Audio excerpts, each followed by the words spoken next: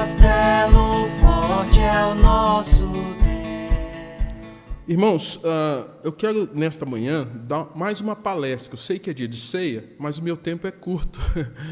E como hoje é um dia de concentração, visto as classes, né? Hoje é dia de ceia, a gente dá sempre uma fala à igreja toda, eu entendi a necessidade de falar sobre esse assunto hoje, muito importante, um assunto que pode abalizar a nossa consciência, o nosso entendimento sobre fé cristã, sobretudo nós que somos presbiterianos, nesse tempo que foi orado aqui pela Miriam, né? Os tempos difíceis associados à questão de política, como é que é essa coisa toda. Tá? Eu creio que é importante, saudável, salutar a gente entender sobre esse aspecto. Então, se eu estiver sendo muito teórico aqui, tenha paciência comigo, porque eu não tenho como não remeter à história, a fatos, se não voltar no tempo e ler a história. Tá? Então, talvez, mas o pastor não citou tanta Bíblia hoje, mas eu preciso contar a história hoje, contar eventos e conteúdos que foram apresentados. Tá bom? Antes, eu vou citar sobre esses 4 livros aqui. Esses 4 livros aqui são chamados Institutas da Religião, ou Institutas de Calvino. Eu vou pedir que o Caio e o Kleber, que são os meus diáconos, miguens, que às quintas-feiras eles estão aqui, né? Então, em casa os dois. Então, eles vão soltar aqui. Gente, eu não posso doar, tá bom? Vocês vão ver aqui, tal, e pega 2 e ele 2. É isto. Isso aqui, então, são as Institutas da Religião. Tá? Tem um outro livro, que se alguém puder ler, comprar um dia, chamado O Protestantismo no Brasil Monárquico, que fala de como o protestantismo chegou aqui em nossa pátria, principalmente através da igreja histórica, da igreja reformada. Tá? Aí você tem um outro livro chamado João Calvino, Textos Escolásticos. Então, textos que foram escritos por João Calvino. Tá? Depois eu vou explicar por quê. Aí tem mais um outro, chamado O Padre Protestante. Quem sabe o nome do primeiro padre protestante no Brasil? Quem? José Manuel da Conceição. Foi um padre que se converteu no interior de São Paulo, né? E ele se tornou pastor presbiteriano, pregou muito lá na região onde eu morei, né? Botucatu, a região ali de Sorocaba, Itapeva, Itapetininga, essa região toda a cavalo, foi perseguido muitas vezes por conta da pregação, né? Então, tá, esse aqui também, e um outro também, chamado João Calvino, era assim. Qual a ideia? À medida que eu for falando, você dá uma olhadinha rapidinho, quem sabe um dia você tem acesso a um texto desse, você pede, compra, e eu acho que seria importante para enriquecer a sua biblioteca, tá bom? Pode passar, depois os livros voltem aqui para o primeiro banco, para eu pôr na minha bolsa aqui, tá bom? Gente, então, nós vamos estar falando sobre isso. Tá?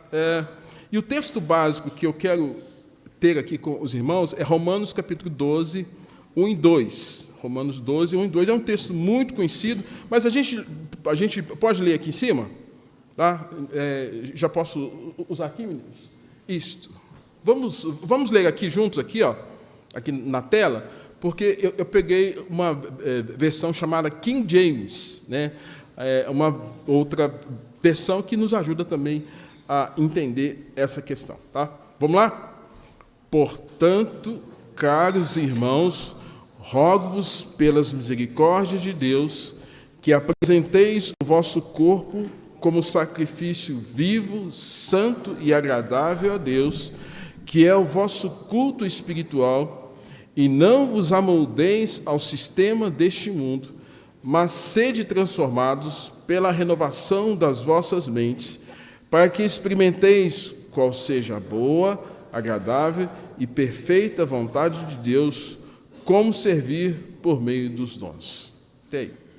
Senhor Deus, nosso Pai, pedimos a graça do Senhor para compreender esta palavra, esta orientação, que o Senhor nos ajude e nos abençoe, em nome de Jesus. Amém.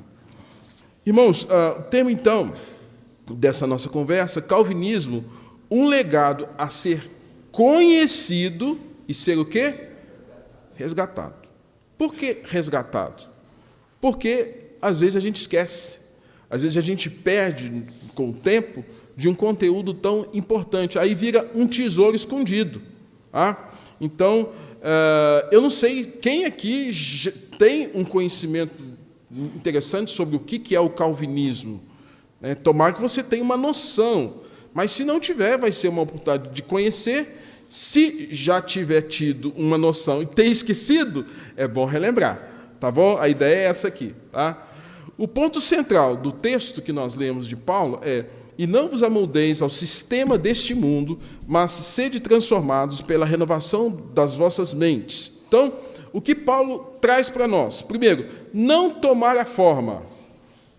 Direita, esquerda, é uma forma? É uma forma. Tá? Transformar a mente conforme os padrões de onde?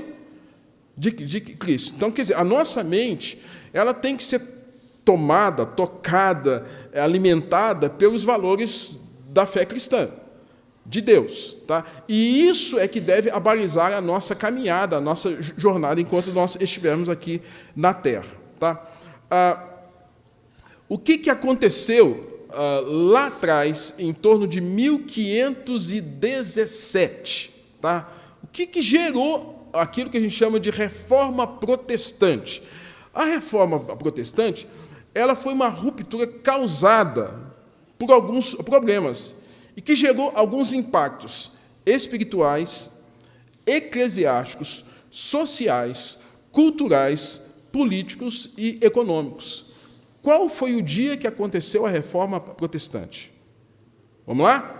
31 de outubro de 1517. Quem foi o padre que chutou a porta?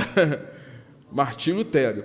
Qual a linha religiosa dele? Ele era um padre agostiniano, Santo Agostinho. Agostinho era um bispo lá do terceiro, quarto século, que praticamente escreveu muito texto que depois se tornou a base do pensamento reformado. Tá? Então, foi Martinho Lutero que fez isso. Então, hoje, a gente vai estar tentando entender o que esses três homens aqui falaram e fizeram. O primeiro deles, quem é? Primeiro aqui, Martinho Lutero. Segundo, aí de barbicha longa, João Calvino, parece o Patrick, né? Cadê o Patrick? Ele não está hoje aqui, né? Cadê o Patrick? Parece ele, tá? E o outro é um outro mais contemporâneo, num certo sentido, chamado Abraham Kuyper. Então, esses três homens que nós vamos estar vendo aqui o que eles fizeram. Quem se lembra do lema que a Igreja Presbiteriana tem? A colinha. Vamos lá? Igreja Reformada sempre se reformando. De novo, Igreja Reformada sempre se reformando. Esse é o lema. Assim, isso a gente tem como igreja de viver isso, de pregar isso, de anunciar isso, e de ter sempre essa reciclagem. Uma reciclagem, irmãos, que não significa que nós vamos abrir mão de conteúdos importantes. Talvez você se lembre de uma frase que eu sempre cito aqui, a igreja, quando vou falar de comunhão, de unidade, a frase é: em coisas de maiores valores, em coisas de maior valor, tenhamos unidade. Em coisas de menor valor, tenhamos liberdade. Em todas as coisas, tenhamos amor. Então, quanto aos conteúdos de maior valor, a igreja presbiteriana nunca pode abrir mão. Nós não vamos abrir mão. Por quê? É inegociável você tirar Jesus da centralidade do Evangelho. Você pode fazer isso? Nós cremos aqui que a Bíblia é a nossa regra de fé e prática. Tem um pastor batista que fala o seguinte: não, nós temos que reescrever a Bíblia. Pode isso? Isso é mexer com o quê? Uma coisa de menor valor ou maior valor? Então, coisa de maior valor, não dá para abrir mão. Nós temos que reinventar a Bíblia. Não é assim. Reinventar a roda, né? Tem como. Tá? Então, a Igreja Reformada, ela teve teve os seus impactos a partir de 1517, e algumas perguntas que a gente tem que fazer é: quais os impactos daquilo que aconteceu lá, onde? Hoje. Segundo, o que temos proposto como reformados a esta geração? Nós batemos no peito, nós somos da herança reformada. E aí? O que nós estamos fazendo com essa herança? Jogando fora? Descartando? Mudando completamente o conteúdo dessa herança? Terceiro, será que perdemos a própria história e identidade como igreja reformada? É fato, irmãos, que as gerações vão passando e as informações vão se perdendo, né? E eu tenho isso na minha própria família, pelo fato até de estar sempre morando fora. As minhas filhas não sabem muitas histórias dos meus pais, dos avós dela, por parte da minha esposa Verônica. Por quê? Perdeu contato, consequentemente, às vezes a gente toca no assunto, a gente não toca no assunto, tem coisas que elas nem sabem. Então, e coisas importantes que nos ajudaram hoje a ser o que a gente é. E o tempo tende a fazer com que esses conteúdos sejam perdidos, infelizmente. Tá? E aí, dentro da história da igreja, muitos conteúdos se perderam. Eu tenho dó da geração que está chegando aí. Porque, puxa vida, tanta coisa boa, né? Aí quem é do tempo aí de Vencedores por Cristo, gente, a qualidade da música era outra. O valor da música era outro. Né? O conteúdo, a devoção, né? Muita coisa, gente, pulverizou e piorou. Não foi bom. E aí, algumas perguntas que a gente tem que ter. Então, indo para a história, Martinho Lutero, a partir da reforma que aconteceu no ano de... Mais alto, gente. 1517. Quero que todo mundo sabendo dessas coisas aqui. Tá? A reforma protestante, então, aconteceu isso no dia 31 de outubro, ressaltou a doutrina da justificação pela fé, confrontou as heresias a partir de 95 argumentos que Martinho Lutero fixou à porta do castelo da igreja lá em Wittenberg. Wittenberg é na Alemanha. Tá? E aí, quando ele faz isso é um confronto, porque ele solta isso no dia 31 de outubro e no dia 1º de novembro é chamado o Dia de Todos os Santos. Então, já pensou, aqui, o dia da padroeira do Brasil, que dia que é? 12 de outubro, não é? Já pensou, no dia 11 de outubro, soltar uma bomba? Aliás, no dia 13. Não, 11 mesmo, isso mesmo. No dia 11, soltar... que vai chocar com o dia da padroeira do Brasil. Foi uma bomba aquilo. Tá? E aí, o que aconteceu? A reforma, além disso, proporcionou a tradução da Bíblia, porque antes ninguém tinha a Bíblia na mão, só o clero, só a Igreja Católica que tinha a Bíblia na mão, e mesmo assim, tendo a Bíblia na mão, a missa era feita, né, em latim. Nem todo mundo conhecia o latim, e os sacerdotes faziam isso aqui, ó. Rezava de costa para o povo. Quem é que ia entender? Então, a pessoa disse, nossa, que bonito, né? O que você entendeu? Nada. Não entendia nada, então não edificava. Não. Aí, quando Martinho Lutero fez isso, o primeiro texto que foi impresso foi a Bíblia, lá pelas imprensas de Gutenberg, né? E aí, agora a Bíblia estava na mão do povo. A Bíblia na mão do povo, o povo podia ler a Bíblia a hora que fosse. Tá? Defendeu também a reforma o que a gente chama de livre exame das Escrituras. A Bíblia agora não era só com o clero, mas com todo mundo que tivesse acesso a ela. Tá? O sacerdócio universal dos crentes. Eu e o Vilmar fomos num congresso que ressaltou isso, né? Todo crente é um sacerdote. Então, pastor não sou só eu, não, tá? Então, você também é o quê? Um sacerdote. Você serve também. Ah, pastor, mas eu não tenho a cultura, a informação. Não, dentro da sua limitação, da sua possibilidade, você também é um sacerdote, dentro de casa, no seu bairro, na sua escola, no seu trabalho, onde você está, para servir a Deus ali. Tá? E repudiou o comércio através das indulgências. Esse é mais um tema, porque os reformadores, eles bateram na porta porque eles estavam vendendo, fazendo da igreja um grande comércio. Tá? E Calvino prezou por uma igreja sem hierarquia eclesiástica, como na ICAR, Igreja Católica Apostólica Romana, e também na Igreja Luterana. Então, ele falou, não concordo, Calvino é que diz isso, tá? Ele fala assim, não concordamos, não há fundamentação bíblica para a gente defender assim, bispo, arcebispo, não sei o quê, tal. Porque a Igreja Católica e a Igreja Luterana tinham essa hierarquia. Alguns pensam que tem hierarquia entre presbíteros e diáconos. Não tem, irmãos. Tem um grau de responsabilidade. Queira ser um pastor para você ver. O grau de responsabilidade, o quê? Aumenta.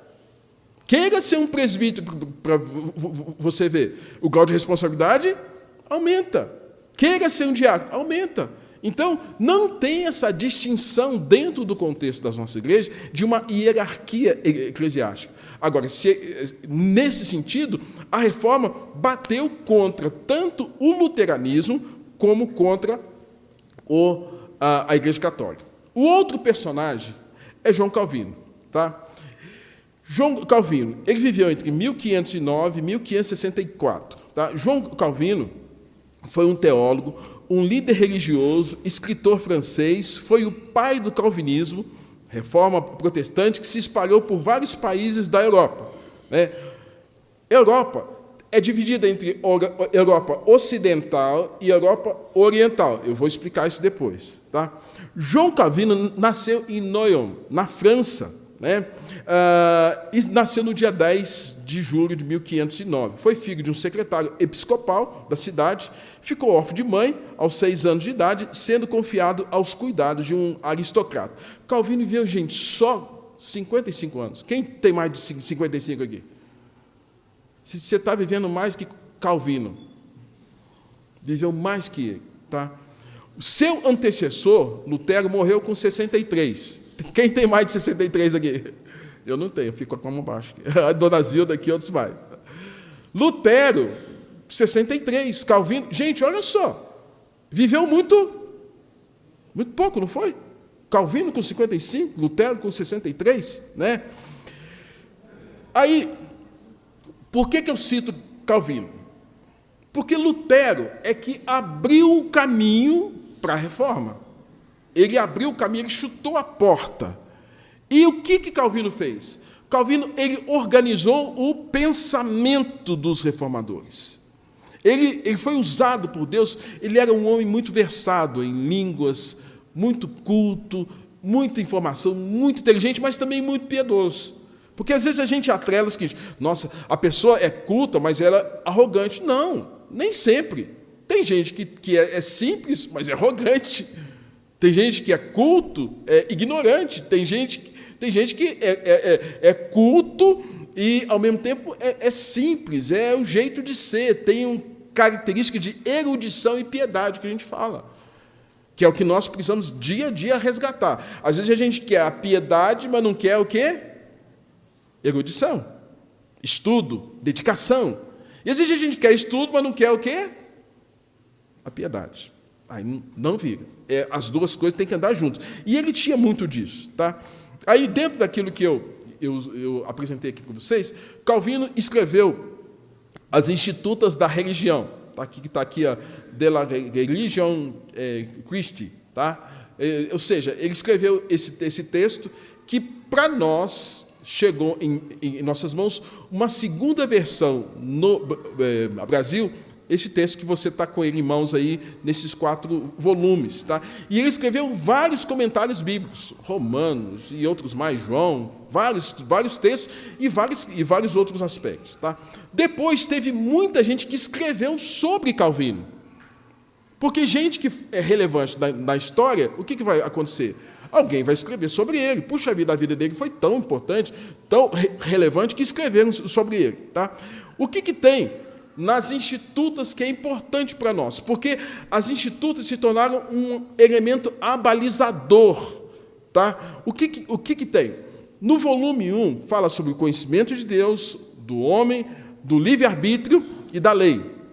O volume 2 fala sobre a fé. o credo apostólico, a justificação pela fé e os méritos das obras. E o volume 3 fala sobre o Antigo Testamento, Antiga Aliança, Nova Aliança, predestinação, providência, oração, expiação, sacramentos e batismo. O volume 4, ele vai falar sobre a ceia, as falsas cerimônias, a liberdade cristã, o poder eclesiástico, aí entra o poder civil e vida cristã. Então, são esses conteúdos que tem aí nesses 4 volumes que você tem em mãos. Só que a forma como ele escreveu foi tão contundente, tendo a Bíblia como elemento abalizador dos fundamentos daquilo que ele traz, gente, que todo mundo ficou assim, puxa vida, o que esse homem está escrevendo é importante demais. Não dá para a gente abrir mão disso. Tá? Então, é sintetizado o pensamento reformado através de 5 pilares, que eu sei que vocês sabem de algum deles ou já ouviu falar. Os 5 pilares da reforma protestante quais são? Só a Escritura, só a fé, só a graça, só Cristo e só a glória de Deus. Aí sintetizou, até didaticamente, todo esse conteúdo que os reformados defenderam em torno desses 5 temas doutrinários. Só a Escritura. Porque lá atrás tinha a questão da missa, tinha a questão das encíclicas papais, tudo isso compunha esse arcabouço que definia a espiritualidade de um católico, de alguém que era cristão. Aí a reforma, não é isso não. É só o quê? Só a Bíblia. Deus fala conosco por meio da Bíblia. Segundo, só a fé, porque era atrelado a fé juntamente com o quê? Pagar alguma coisa. Então tinha que ter as obras. Fazer alguma coisa, penitência, rezar terço e fazer as viagens para cá, para lá. Gente, não tinha nada disso. É só a fé que nos justifica diante de Deus. Tá? Só a graça de Deus que salva o homem. Mediante essa graça, o homem é chamado a Deus, um presente que Deus dá. Somente Cristo não tem mais aquela questão. Por que a Igreja Católica, até então, chamava todo não católico de pagão? Porque, para a Igreja, se a pessoa não fosse batizada na Igreja Católica, ela era pagão. Exemplo, o ladrão na cruz.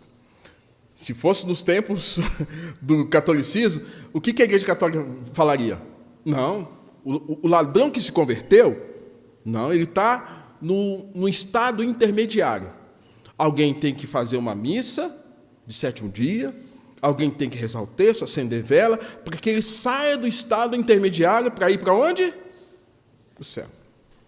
Fosse lá ou então alguém fosse lá no túmulo do ladrão na cruz, do que se converteu, e jogasse água lá, batizasse. Assim que a água chegasse lá, mas também que a moeda caísse no gasofilácio da igreja, ele sairia do purgatório, iria... Era isso. Então, só Cristo, só Jesus salva. Não tem esse negócio de outros caminhos. Tá? E tudo que for feito é para quê? A glória de Deus. 5 pilares da reforma. Ao mesmo tempo, a reforma ela traz um arcabouço de 5 aspectos doutrinários que vai contrapor um pensamento que existia naquele tempo. E esses 5 pontos são chamados de 5 pontos do calvinismo, opostos ao que Tiago ou James Arminius havia escrito. E esses 5 pontos defendem o quê? Também sintetizando o pensamento doutrinário. O primeiro deles, que toda a raça humana está debaixo do pecado. E o fato de estar debaixo do pecado significa que toda a raça humana está num quadro de depravação total, inclinado ao mal, indisposto ao bem, averso a Deus. Ninguém quer coisa boa, todo mundo só quer o quê? O pecado. E aí, a partir de Adão, da queda, o pecado original, toda a raça humana foi exposta a isso. Aí você tem lá no catolicismo alguém que fala assim, não, tem uma pessoa que não peca, é o Santo Padre que está lá em Roma. Quem é? Papa. Não. Os reformadores defendem, não, porque todos pecaram, todos carecem da glória. Segundo, eleição incondicional. Deus escolheu entre os homens aqueles os quais, mediante a sua graça, Ele vai salvar. É uma grande crise para nós, irmãos, lidar com isso, mas Deus sabe quem é dele, quem ele falou, não, vou trazer a vida. Deus sabe quem é dele, e Deus, por meio do Evangelho, vai trazer a vida àqueles os quais Ele chamou para a salvação. Então, é uma eleição que não é daqui para lá, é de cima para baixo. Foi Ele que nos escolheu. Nós só podemos amar a Deus porque Ele nos amou primeiro. Terceiro, a expiação. Expiação é o sacrifício. A expiação é limitada. Significa que nenhuma gota do sangue de Jesus foi perdida, porque naqueles os quais Deus chamou a salvação, o sangue vai ser eficaz. E, ao mesmo tempo, o sangue ele era suficiente para salvar a toda a humanidade, indistintamente. Mas é eficiente apenas sobre aqueles os quais Deus chama. Quarto, a graça de Deus é irresistível. O Senhor, mediante o seu poder, chama o pecador, e o Espírito Santo nos convence do pecado, da justiça e do juízo, de tal forma que a gente não tem como dizer não, só vai dizer o quê? Sim, Senhor, eu creio. Por tamanho o convencimento da obra do Espírito Santo sobre o crente. É por isso que nós, irmãos, que somos de Jesus, a gente não fica confortável com o pecado. Quando tem alguma coisa errada, a gente não fica, sabe por quê? Porque você não foi chamado mais para viver e estar debaixo do domínio do pecado. Esse constrangimento vai acontecer com cada um de nós, que somos chamados por essa eleição, por essa expiação, por essa graça, e que, consequentemente, o que vai acontecer? Deus vai nos permitir perseverar na nossa fé. E essa perseverança significa que Deus não vai abrir mão mais da sua vida. Mais que você fraqueje, esteja lá, assim, só o pó da rabiola, como a gente fala, né? Mas Deus não vai abrir mão, sabe por quê? Porque todos quantos vêm a Ele, de maneira nenhuma, Ele lança fora. Então, a perseverança é uma ação de Deus que faz com que a gente continue em relação à vida cristã, a Deus, à fé. Deus não vai abrir mão da sua vida. Tá? Então, vimos os 5 pilares lá, esses aqui. Onde é que a reforma, então, começou a ter uma abrangência e onde é que ela teve uma menor influência? Então, esses pensamentos, tem muito mais coisas, gente. Não dá para eu trazer tudo aqui para os irmãos. Mas onde é que isso teve uma predominância? Você tem aqui uma linha divisória, lado oriental e lado ocidental. Isso aqui é o mapa da Europa. Tá?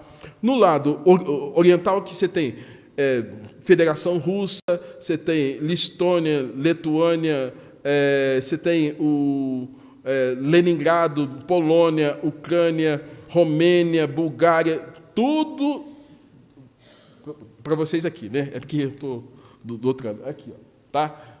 Aqui. Então, esse é um lado chamado oriental, Europa Oriental. E do outro lado, a gente tem a Europa Ocidental. Onde é que a reforma começou? Eu estou sem aqui uma canetinha para dar. Você consegue ver ali a Alemanha? Tudo começou lá. Começou lá.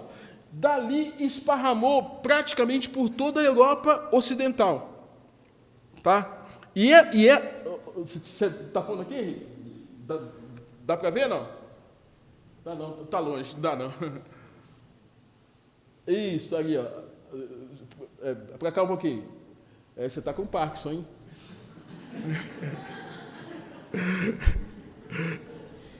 Gente, ó, eu sei que não dá para pôr, tá? Gente, então assim, isso tomou uma abrangência de tamanha forma que... Obrigado, Paulo. Agora vamos ver se eu que estou com Parkinson. Como é que usa aqui, gente? Aqui, aí. Aqui, ó. Tá, então, Alemanha, um pouquinho só de Parkinson, viu, gente? Tá? Aqui. Aí, Essa influência se esparramou pelo que se chama de Países Baixos, que é Holanda, a Bélgica, a Suíça, tá? Aqui, ó, foi chegando, Reino Unido, Irlanda, subiu. Suécia, cadê a Suécia? A Suécia não está aqui, não. Essa Suécia tem nome de país aí. Gente, então, o que aconteceu? Toda essa influência que veio a partir da Alemanha, o negócio se esparramou. Porque até então o mundo era dominado pelo pensamento da ICAR, Igreja Católica Apostólica Romana. O mundo era dominado pela ICAR. E esse mundo agora é impactado por um outro viés, um outro pensamento, que foi um resgate das Escrituras, um resgate de viver o cristianismo, não mais debaixo dessa égide católica, mas um outro movimento que passou a ser chamado de protestante. Aqueles que aderiram protestaram contra a Igreja Católica Apostólica Romana. Hoje, nós estamos há 505 anos desse protesto. 1517 menos 2012, ou 2022 menos 1517, 505 anos. Tá? O que vai acontecer? Países europeus em que prosperou o calvinismo. Alemanha, Suíça, Escócia, Inglaterra, citei alguns aqui. Tá? Eu vou adiantar aqui que meu tempo é curto. Aí, alguns países que permaneceram no catolicismo, ainda que fosse no contexto de Europa. Vou voltar aqui o quadro. Mesmo com essa influência, alguns países aqui, ó, Espanha, Portugal, tá? Itália, aqui embaixo, não aderiram tanto à reforma quanto os outros. Quem conhece, quem já leu história, vai ver quanto a Espanha, ó, católico. Qual o país mais católico do mundo hoje? Portugal. Então, o que está acontecendo? A reforma ela está expandindo, mas alguns países falam, nós não queremos. Itália, Portugal, Irlanda do Norte, quem é mais velho aí, como eu, se lembra que havia um conflito entre a Irlanda do Sul e a Irlanda do Norte. Houve briga, gente, houve conflito, houve guerra. Até praticamente aí, né, década de 80, havia conflito. Havia um grupo chamado IRA. IRA não é nome de banda, não, tá? IRA era um nome de um grupo guerrilheiro que enfrentava, porque eles não queriam que houvesse a influência do protestantismo na Irlanda do Norte, porque a Irlanda do Sul teve a influência do anglicanismo. Tá? Falei de Martim Lutero, falei de João Calvino rapidamente, né? Agora eu vou adentrar um outro personagem que eu disse lá no início. O nome dele é Abraham Kuyper. Infelizmente, na hora que eu estava vindo para casa, eu peguei o livro e ficou em casa. Então, não dá para ver. Mas eu estou lendo um livro do Abraham Kuyper, né, que fala sobre a influência do calvinismo no mundo da época. Quem foi Abraham Kuyper? Abraham Kuyper ele viveu cerca de 300 anos depois da Reforma. Tá? Ou seja, se a Reforma aconteceu em 1517, ele viveu aí entre 1837, quase 300, mais de 300 anos depois. Então, olha só, 300 anos depois. É um bom tempo. Praticamente 3 a 4 gerações que passaram. E Abraham Kuyper, ele tem uma história, apresentando quem é. Foi um dos indivíduos extraordinários da sua época, um intelectual prolífico e teólogo, fundou a Universidade Livre de Amsterdã. Amsterdã fica onde? Na Holanda. Tá? E apresentou aquilo que é chamado de neocalvinismo. Como nós podemos manter o pensamento calvinista na nossa época. Tá? Ele também foi um político ativo, servindo como membro do parlamento dos Países Baixos a partir de 1874, e servindo como primeiro-ministro de 1901 a 1905. Ou seja, alguém proeminente. Né? Em 1988, proferiu algumas palestras nos Estados Unidos. Ele saiu, então, dos Estados Unidos, e saiu da Holanda e foi dar algumas palestras lá em Princeton. Né? Princeton fica na Pensilvânia. Eu vou lá perto, se Deus quiser. Espero estar indo lá agora, indo visitar as filhas. Tá? Ele era chamado de um oponente de 10 cabeças e 100 mãos. 10 cabeças e 100 mãos. Por quê? Pensava muito e fazia muito. O pessoal ficava assim, mas como esse homem consegue fazer tanta coisa? Como é que... Gente, tem gente que tem umas habilidades, tem uns camaradas aí que são diferenciados, sai fora da curva, faz coisa, pensa coisa, produz, e Deus está usando a vida dessas pessoas. Lá atrás, para mim, Deus usou Martim Lutero, depois usou João Calvino, e a gente tem agora Abraham Kuyper, esse homem que está olhando para tudo que aconteceu a partir da Reforma, e ele está começando a dar palestras sobre esse tema. Ele falou pelo menos 5 palestras, ele fez 5 palestras nos Estados Unidos falando sobre a Reforma.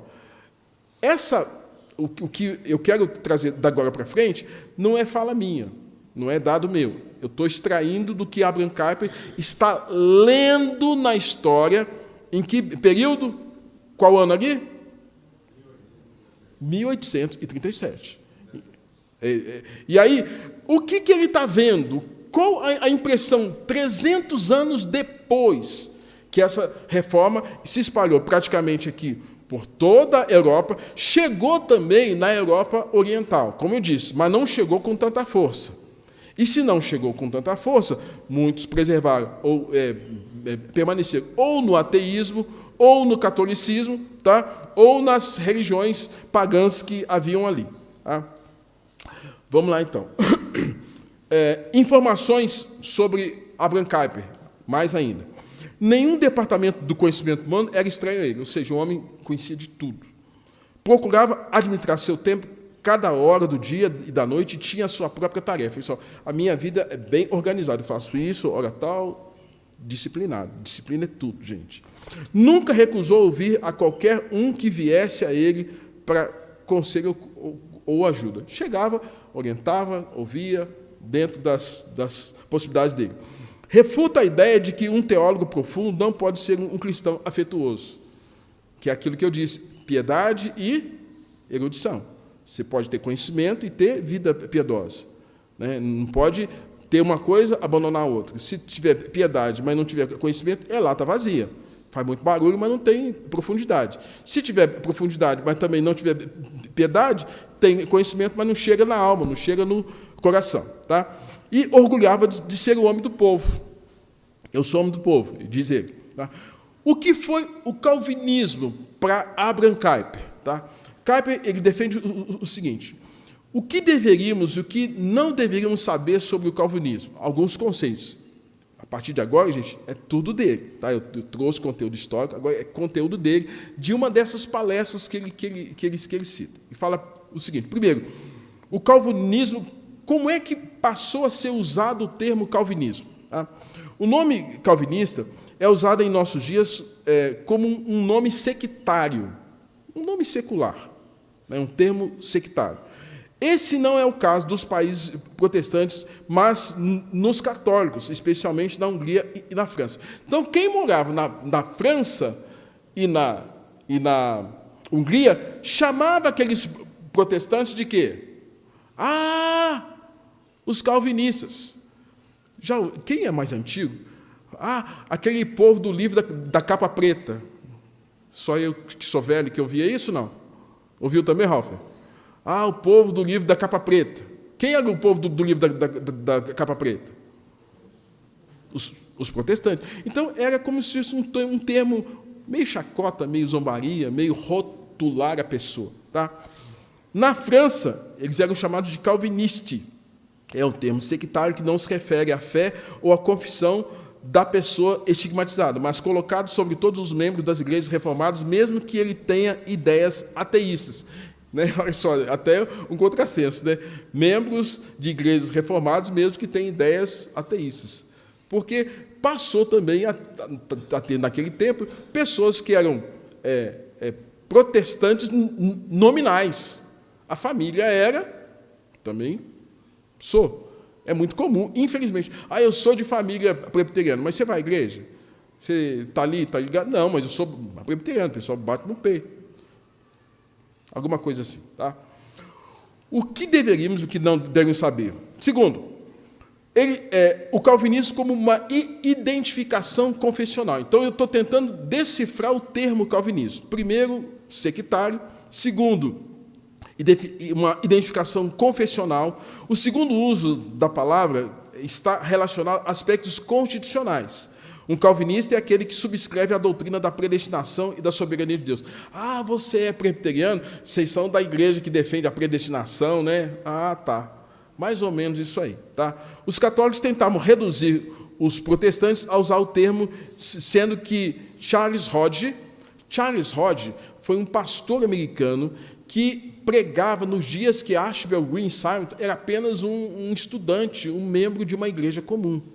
Era um homem muito usado por Deus, um grande avivalista, e foi através dos sermões de Charles Hodge que Simon ficou impactado para vir para a selva aqui, para vir para cá em 1859. Tá? Então, ele ficou muito impactado com isso. Outra forma de ser identificado, o calvinismo como uma identificação denominacional. O título denominacional de alguns batistas e metodistas indica um terceiro uso do nome calvinista. Charles Spurgeon, que era um pastor batista, né, era da Igreja Batista na Inglaterra, e chamavam de batista calvinista. Quem já ouviu falar aqui de Charles Spurgeon? Spurgeon, ok, então tá bom, então já é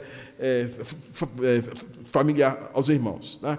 Whitefield, né, no país de Gales, também, que era um metodista, também era chamado de metodista calvinista. Então, alguns pregadores, né, eles eram denominados de calvinistas. Tá? E um quarto uso é um uso científico. Além do uso sectário, confessional, denominacional, há um uso científico. Em quarto lugar, o calvinismo é usado num sentido histórico, filosófico ou político. Calvinismo indica um canal pelo qual a reforma se moveu até onde ela foi, tanto na luterana, né, na batista e bem no aspecto social. Tá? No aspecto filosófico, entende-se por calvinismo um sistema doutrinário exposto por João Calvino, que dominou diversas áreas da vida e preza pela libertação das nações em governos constitucionais, a exemplo, a Holanda, Inglaterra e até então. Então, uma designação do termo referindo-se praticamente a quê? A um aspecto científico, da influência daquele movimento e que aqueles países, aqueles lugares tiveram uma influência calvinista. Nossa, aquele país tem uma característica calvinista. Tá? O aspecto científico, usado para decifrar os eruditos, visto a abrangência social e cultural do que Calvino falou nas institutas da religião. Então, alguns pensadores, alguns filósofos, alguns teóricos eram nomenclaturados também de que, nossa, fulano e tal é calvinista. 3 autoridades citadas por Kuyper falando sobre o calvinismo. Só para dar uma descansada aqui na minha voz. Será que a gente consegue ler? Vamos lá?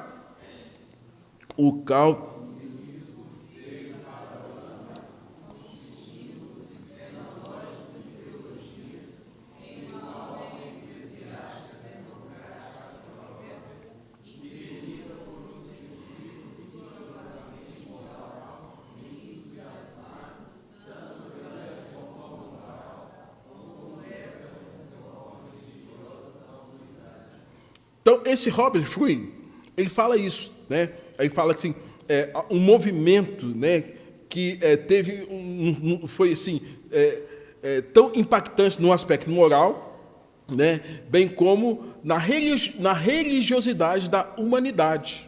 Então, assim, como o calvinismo, que vem da Reforma, impactou a sociedade naqueles dias. Lembrando que é uma leitura de Kuyper 300 anos depois da Reforma. Tá? Aí tem a segunda frase. Vamos lá, de novo? O calvinismo...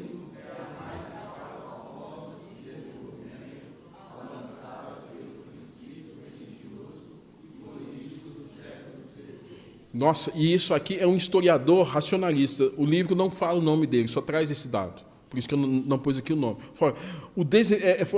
O calvinismo é a mais alta forma de desenvolvimento alcançada pelo princípio religioso e político do século XVI. Terceiro aspecto, vamos lá? O calvinismo...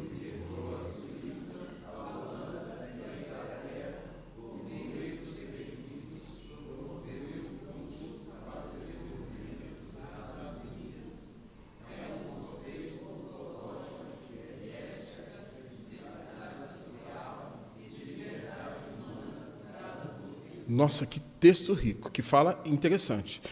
Libertou, quer dizer, influência do catolicismo que dominava as pessoas, que trazia alguns conflitos, né, sociais também, alto clero, baixo clero, né, aquela questão, tinha lá o povo que era plebe, né, distinguindo classes. Não, o calvinismo libertou a Suíça, a Holanda, a Inglaterra, por meio dos peregrinos, que é uma referência aos cristãos, tá? Promoveu um impulso para o desenvolvimento dos Estados Unidos de um conceito ontológico. Ontologia, o estudo do ser. Quem é esse ser humano? Quem é essa pessoa? Tá? De ética e felicidade social e liberdade humana dada por Deus. A extensão do campo da reforma protestante e do calvinismo. Qual foi essa extensão? Na França, os reformados eram chamados de huguenotes. Tá? Então, os protestantes calvinistas eram chamados de huguenotes. Quem estava aqui num dos estudos que eu dei esses tempos atrás, no meio da semana, se lembra de que eu falei de um dia sobre a noite de São Bartolomeu. A noite de São Bartolomeu foi um período em que, na França, o rei mandou eliminar todos os protestantes. Numa mesma noite, mais de 5.000 protestantes foram mortos. E, a partir disso, irmãos, o evangelho na França, você conhece alguma igreja protestante na França? A gente nem ouve falar. Deus, para mim, tirou a mão. Tá? É assim? Porque o evangelho é bênção para as nações. Deus tirou a mão. A França se envolveu com tantas outras coisas absurdas depois, Revolução Francesa e outros aspectos mais. Na Holanda, eles eram chamados de mendigos, begars. Na Grã-Bretanha, é chamado de puritanos e presbiterianos. Ontem a gente o Vilmar estava em casa e citou, não sei o quê, dos pietistas. Também chamado aí, tem sido estudado na classe dos adultos aqui na nossa escola. Nos Estados Unidos, os calvinistas eram chamados de peregrinos e de reformados. Então, a Igreja Reformada da América, a Igreja Reformada de Nova York, é a mesma coisa, a Igreja Presbiteriana, o sistema doutrinário é aquele que vem lá da Reforma. Tá? E na Europa Oriental, como eu disse, teve uma pequena proporção na Rússia, nos Estados Balcãs. Quem são Estados Balcãs? Bulgária, Sérvia, Macedônia do Norte, Romênia e Eslovênia. Muito pouquinho. Tá? Só que houve resistência ao calvinismo por parte dos irmãos metodistas. Quem eram os irmãos metodistas? Né? Charles Wesley e John Wesley. O metodismo, irmãos, ele não tem a mesma doutrina que nós. Eles não são calvinistas. Os metodistas, você se lembra lá atrás que eu citei que tem os 5 pontos do calvinismo? O metodismo, ele pensa tudo o contrário. O homem é bom, o homem não é tão ruim assim, o homem pode escolher a Deus, a salvação eu posso perder, eu posso ganhar. É tudo o contrário. E os irmãos Wesley, eles não subscreveram o pensamento calvinista, embora, de fato, eram metódicos na vida cristã, muito sérios, muito comprometidos. nesse aspecto da santidade. Os metodistas eram muito zelosos lá atrás, não sei hoje, mas são contrários. Eles não são calvinistas como nós. Tá? E então, o nível de resistência foi por meio de Wesley, que teve influência na Inglaterra. Tá? A reforma calvinista, então, é citada por Abraham Kuyper, irmãos, como um estilo de vida. A reforma calvinista como um princípio de vida que nós temos que conhecer. Falar, não, eu sou calvinista. E dia a dia eu tenho aprendido, senão eu sou calvinista mesmo. Nossa, eu não sabia que eu sou tão firme naquilo que eu creio e defendo tanto as minhas posições como pastor presbiteriano. É fato que quando a gente sai do seminário, a gente sai com informação.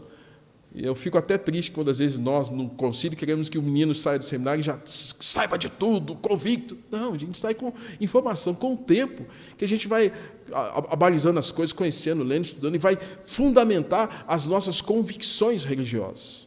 Nem todo mundo sai com tanta maturidade para ter aquela convicção profunda sobre todos os temas da teologia. Igual alguém que chega à igreja. Ele tem princípios básicos da fé cristã. À medida que o tempo vai passando, ele vai aprendendo e vai solidificando a sua fé. Então, o calvinismo, como princípio de vida, ele possui uma teologia peculiar, ou seja, algo próprio, né? Mudança do indivíduo e mudança da sociedade. A partir da mudança do indivíduo, e o que promove a mudança do indivíduo? Valores morais, valores éticos, religiosidade? Não. Para nós, o que muda o indivíduo é o Evangelho. A palavra de Deus que transforma a vida do pecador. E, ao transformar o pecador, faz com que não somente o aspecto interno seja alterado, mas outras questões sejam mudadas na vida dele. Tá? Segundo, uma cosmovisão bíblica. Eu estou usando um óculos. Cosmovisão o quê? Se eu tirar o meu óculos, estou vendo vocês tudo embaçado. Tudo, Renato embaçado, Wilson embaçado, Danilo, tudo embaçado. Coloquei o óculos. Cosmovisão é isso aqui. Ó. Qual a cosmovisão nossa? A gente tem que olhar a vida pelo espelho da palavra. Então, para eu ter uma visão correta, eu tenho que conhecer muito bem esse livro. Senão, a minha visão pode ser até distorcida. E tem muita gente aí que tem uma visão distorcida mesmo com a Bíblia na mão. A gente aprende no seminário que a Bíblia, na mão de uma pessoa inadequada, se torna a mãe de muitas heresias, muitos falsos ensinos. Defende o quê? A separação entre igreja e Estado. Uma coisa é o Estado, outra coisa é a igreja. Tá? Lá atrás, tudo jungido, tudo junto e misturado. Defende uma relação do cristianismo influenciando por meio da graça comum a arte, a ciência e todos os meios de expressão de vida. Você sabe quem é que inventou, por exemplo, o carro que você tem, algumas peças lá que você usa para ter o seu carro em movimento? Gente, a gente não sabe. Será que é só um crente que inventou aquilo? Não. Muitas pessoas que não são cristãs, Deus deu inteligência, Deus deu esse entendimento para produzir alguma coisa que se torna um bem comum. Ele é salvo? Não. Mas a graça de Deus está sobre ele, mesmo que ele não entenda, para que, através da inteligência dele, do saber dele, ele proporcione um bem-estar para a sociedade. Isso é chamado de graça comum. Onde, nessa graça, não é a salvação que está imputada, mas é para frear o mal e permitir com que os benefícios tragam um bem-estar para a sociedade. Tá? Na arte, na ciência e em todos os meios de expressão de vida. Por isso, irmãos, que nós não podemos ser uma igreja que se veja como estando num gueto.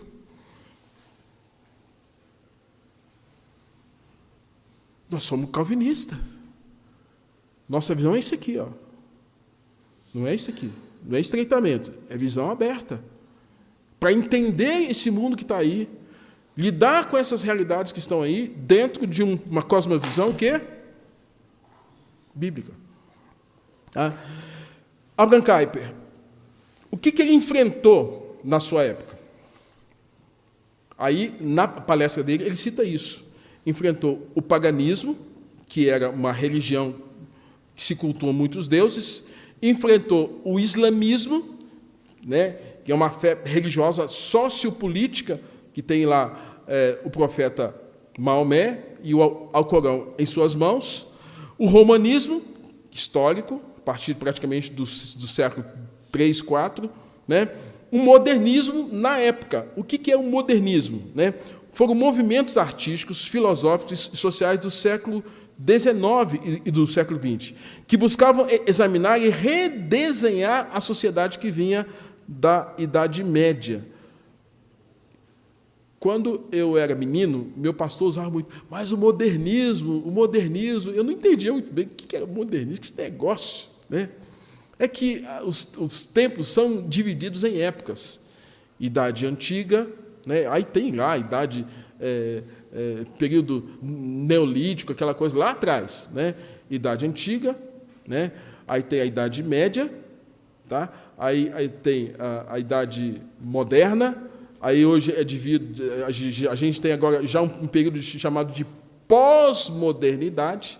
Tá? São épocas. E naquele tempo, saindo praticamente do século XVI, século XVII, que é chamado de período ainda da Idade Média, e na Idade Média o que prevalecia era o conhecimento teológico.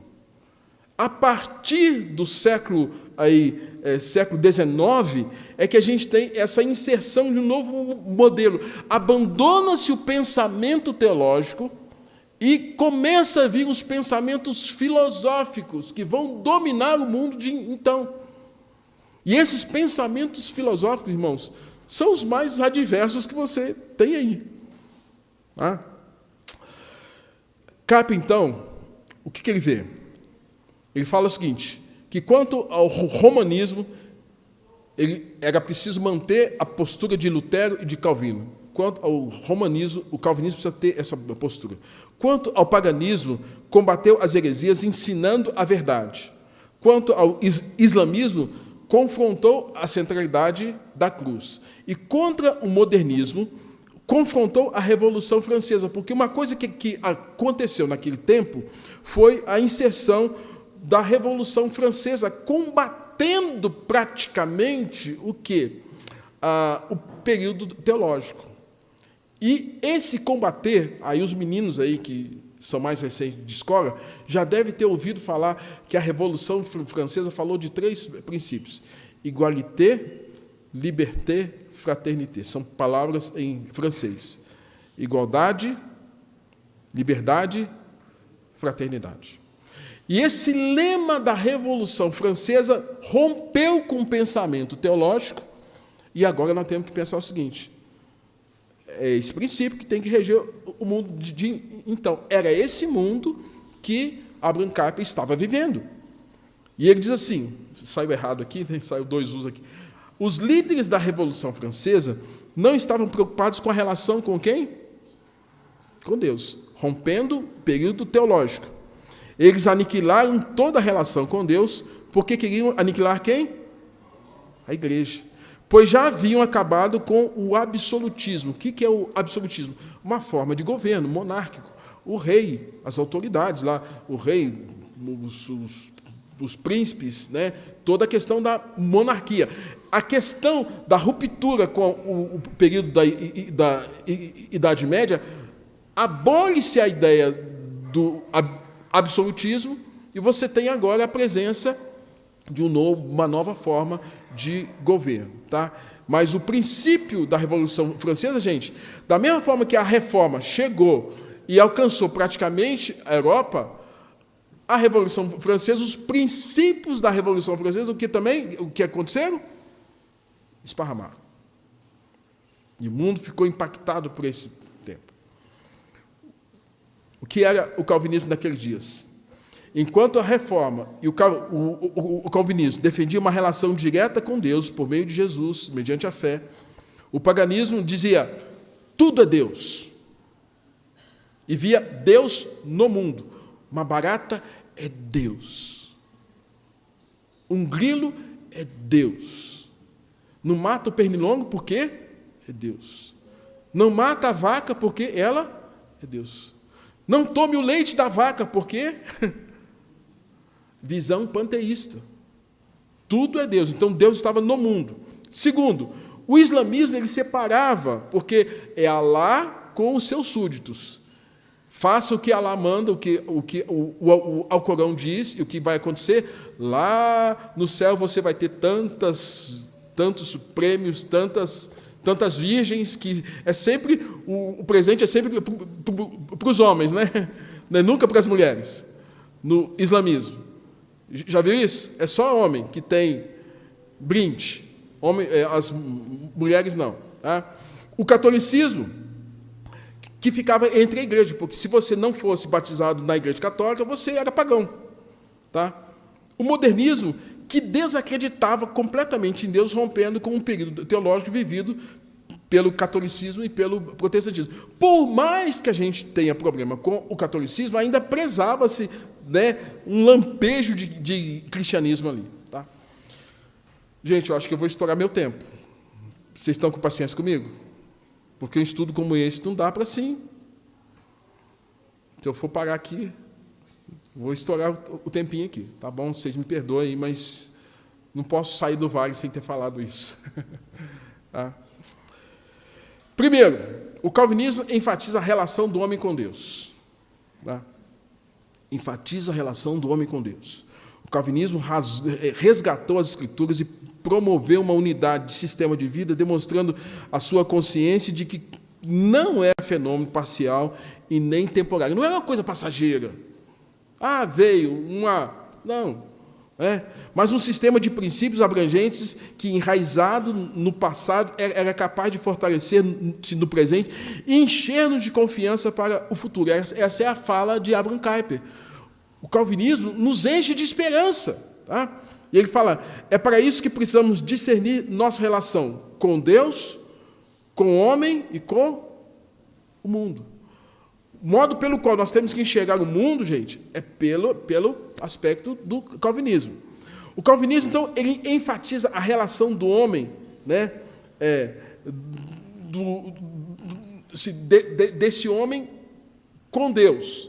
Tá? E reconhece também essa relação do homem com o homem.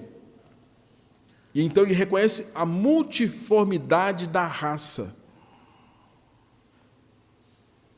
E aqui a gente entra em temas importantíssimos.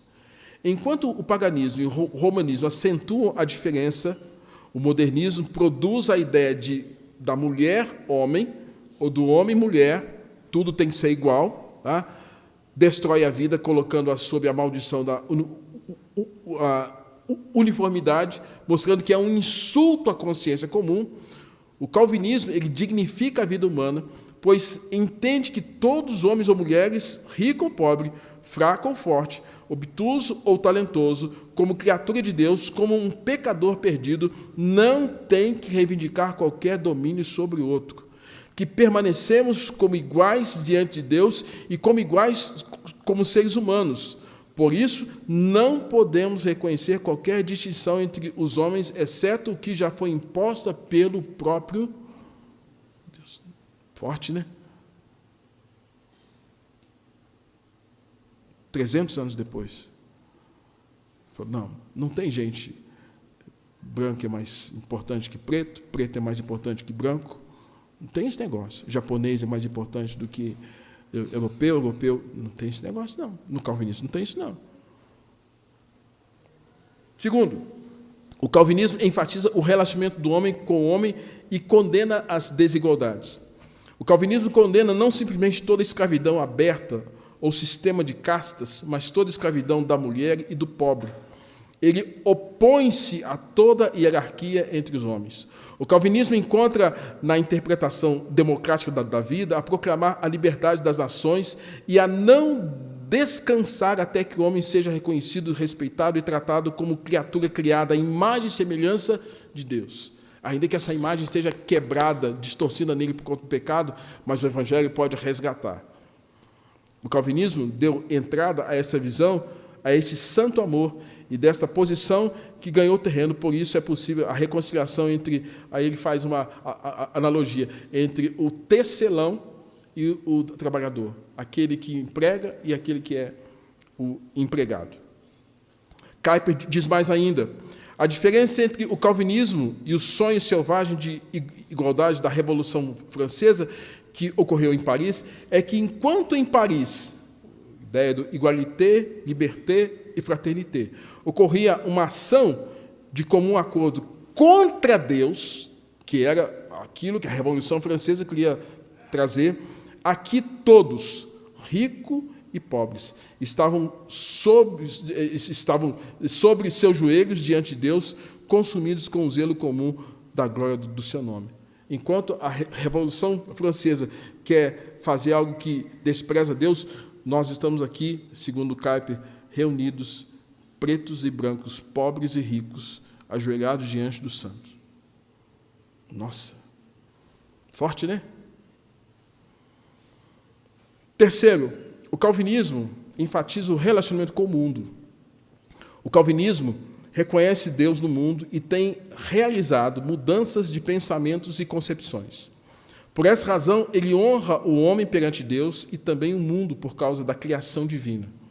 O calvinismo dá ênfase na graça particular, salvadora, essa que salva, que opera na salvação e que também, na graça comum, conserva o bem-estar no mundo, equilibra o mundo para não ficar mais caos do que já está, pela qual Deus mantém a vida no mundo. Sendo assim, a igreja está separada do mundo, mas entende que Deus deu ao homem o mandamento: tenha domínio sobre a arte, a ciência, os negócios e o comércio.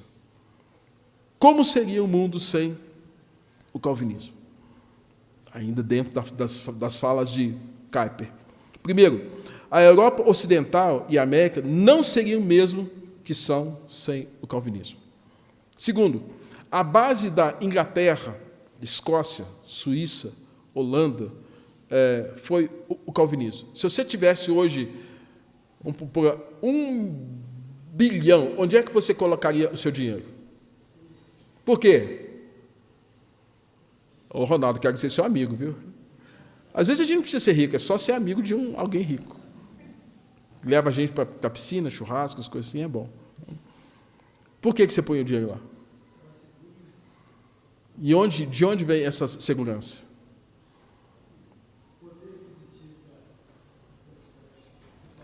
Leis.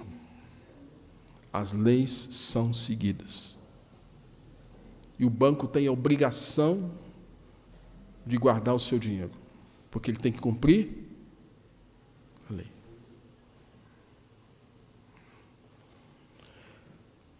Foi o grande oponente que realizou forte resistência ao calvinismo na Europa, como disse, França, ateísta, e a Espanha católica. Foi o calvinismo que quebrou o avanço das conquistas da Espanha católica. Quem estudar aí sobre a influência da Espanha, a Espanha colonizou a Argentina, aqui, nossa região aqui, né? Nós falamos o português de Portugal. Quem nos colonizou foram os portugueses, mas os espanhóis chegaram bem perto aqui também, na América do Sul, né? Argentina, Uruguai, Paraguai, está perto aqui.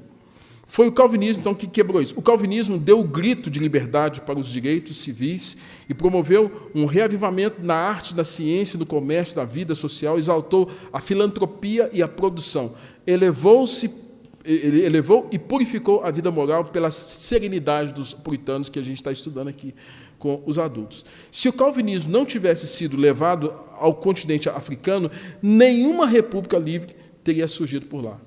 Chegou também nas regiões da África. A frase confrontadora de Abraham Kuyper. Vamos ler essa frase? Vamos lá? Julguem.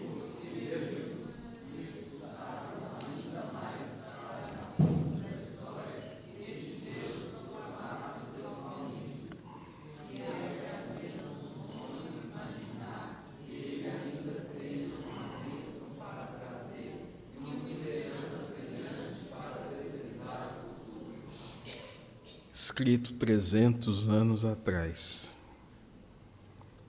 Parece que o que ele escreveu foi hoje, ontem. Julguem por si mesmos, se expulsarão ainda mais dos arquivos da história esse Deus proclamado pela Igreja Reformada, pela Igreja Presbiteriana ou pela Igreja Calvinista, tá? E se é apenas um sonho imaginar que ele ainda tem uma bênção para trazer, uma esperança brilhante para desvendar o futuro. Será que ainda podemos sonhar? Será que ainda podemos alinhar a nossa vida a esses princípios? Último slide. Conclusão. Penúltimo. Conclusão. O calvinismo ocupa por direito o ponto central do desenvolvimento humano.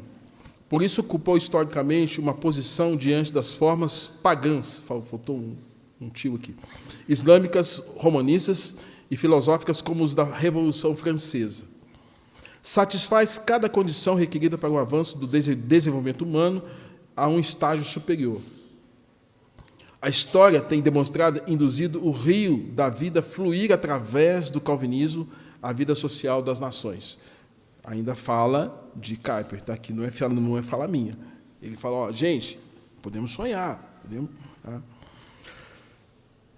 Kuyper concluiu a sua palestra dizendo: o calvinismo não está morto. Ele carrega germes e a energia vital dos dias de sua primeira glória. Um poder maravilhoso para o futuro das nações. E se nós cristãos, ainda em nossa santa luta, ainda estamos esperando realizar ações históricas, marchando sob a bandeira da cruz contra o espírito dos tempos, somente o calvinismo nos equipa com um princípio inflexível, pela força desse princípio, garantindo uma vitória segura, embora longe de ser uma vitória fácil. É por isso que eu sou calvinista. E não abro mão disso. Senão eu teria ido embora para outra igreja. Outra denominação. É por isso que eu prego sobre o calvinismo. É por isso que eu gostaria que a igreja resgatasse esses princípios. Nós não somos chamados de calvinistas. Presbiterianos, ok? Por que eu sou um presbiteriano? Por que eu sou? Agora, se eu não conheço a história, eu vou lá para o slide inicial aqui, voltar aqui. Ó. O que está acontecendo? Tem muita gente que não conhece a nossa história, de onde a gente vem. É preciso resgatar isso. E se a gente não conhece, os livros estão aí, a internet está aí, os acessos estão aí para a gente conhecer a nossa história. Sobretudo num tempo tão difícil como esse, que a gente fica rotulado de A ou B. Não é que a gente teria mais um rótulo, uma terceira via, mas isso abaliza a nossa caminhada, a nossa jornada, e o que nós vamos fazer e viver a partir dessas condições. Meu desejo é que você, de fato, seja um presbiteriano que conheça a sua história e tenha convicções profundas sobre a nossa origem e a história do presbiterianismo no Brasil e, sobretudo, o fato de onde a gente vem como herdeiros da Reforma Protestante, como uma igreja reformada de linha calvinista. Então, se você sair na rua aí, o que você é? Você é arminiano, então você crê que pode se perder a salvação, que você está no controle de Deus, que você pode resistir a Deus e um monte de coisa. Você fala, não, eu sou calvinista, creio na soberania de Deus, Deus que me escolheu, uma vez que fui salvo, não vou ser abandonado pelo Senhor, mas também tem valores culturais, morais, éticos, advindos dessa postura que nós podemos ter como igreja presbiteriana. Não dá tempo de perguntas, a não ser que vocês queiram. Pastor, só um responsivo. Por que João Wesley, que criança é tão pastor da igreja presbiteriana, que exalta ele na época dele, exalta ele na época dele? Exatamente assim, pelo vigor, a ênfase na piedade, na santidade. Então, de fato, sim, nesse aspecto foi diferencial, tanto ele quanto o irmão John Wesley, né, como Charles Wesley. tá? Apenas por esse aspecto. Ralph. Em uma entrevista do Paulo Braconato com o Paulo Júnior, Marcos Braconato, Paulo Júnior fala sobre isso. Eu vou passar a palavra depois, se você quiser colocar. Fala muito sobre esse assunto. Muito boa entrevista dos dois, dá uma aula. Inclusive, lá fala sobre uma coisa que eu gosto muito, que é onde surgiu os irmãos positivos. Eu estava ouvindo Exatamente. sobre isso. E questão de John Wesley, esse reformado fala assim: o cara perguntou, mas John Wesley não é calvinista. Será que ele está no céu? Você vai ver ele no céu? Não vou ver. Por quê? Vai estar lá perto de Jesus, ele está acabando. Então, a gente tem que entender que, independente se você crê na eleição, né? Última coisa, nessa entrevista, ele fala o seguinte: que a maior parte da obra de Jesus não é falar sobre predestinação, fala sobre piedade. Não. A maior parte. Muita gente pensa assim, não, a Instituto fala só sobre predestinação. Não, a preocupação maior dele é o mundo se tornar como piedoso. Essa é a coisa. Aspectos doutrinários, né? Alguém mais, então? Mais uma ou duas perguntas? Ok? Então, eu recomendo, se você não entendeu algum aspecto, vai estar gravado, né? Você assista de novo. Ou então passe para alguém que tem dúvidas sobre a questão das nossas convicções e nossas raízes reformadas. Tá bom? Chama os presbíteros à frente, para nós estarmos, então, encerrando o nosso tempo aqui com a ceia do Senhor.